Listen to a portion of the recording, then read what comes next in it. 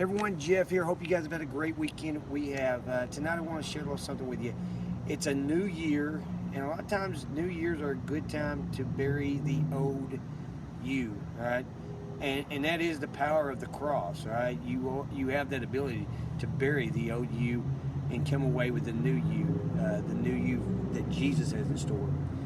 So, once again, a lot of times I read different things. One of the things I read is I read about different people in the Bible, and one particular person I like to read about is David. All right, because David, it was just like all of us. All right, he was a sinner. All right, and I want to read some. It's from 2 Samuel 12.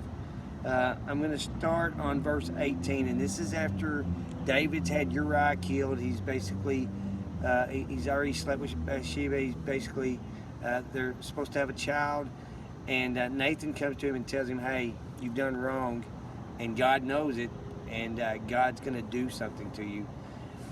So here we go. It says basically, on the seventh day the child died. David's advisors were afraid to tell him. He wouldn't listen to reason why the child was ill. They said, what drastic things will he do when we tell him the child is dead? When David saw them whispering, he realized what had happened. Is the child dead? He asked. Yes, they replied, he is dead. Then David got up from the ground, washed himself, put on lotions, and changed his clothes. He went to the tabernacle and worshipped the Lord. After that, he returned to the palace and was served food and ate. His advisors were amazed.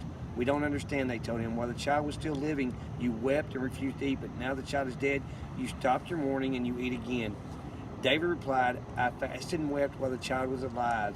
I said, perhaps the Lord will be gracious to me and let the child live. But why should I fast when he is dead? Can I bring him back? I will go to him one day, but he cannot return to me. All right? And that was David basically saying, hey, I'm starting anew. All right? I did wrong. God punished my sin. I can't do anything about that now. And so I will get up and I will move forward. The same thing. That's why Jesus came, guys. Jesus came and died on the cross so that we could put our sins behind us, right? He paid the price for everything I've ever done wrong and everything I ever will do wrong. Doesn't mean I need to go out and do wrong things. That's not what it means. I want to strive to be as near to perfect Jesus as I can, but I'll never be there.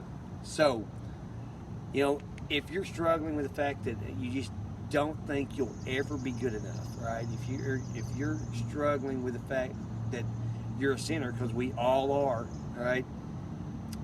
Give it to Jesus, leave it at the cross, and move forward in 2020. That's why Jesus came and died such a horrific death, so that we could have life and have it more abundantly. All right. Hope this helps someone.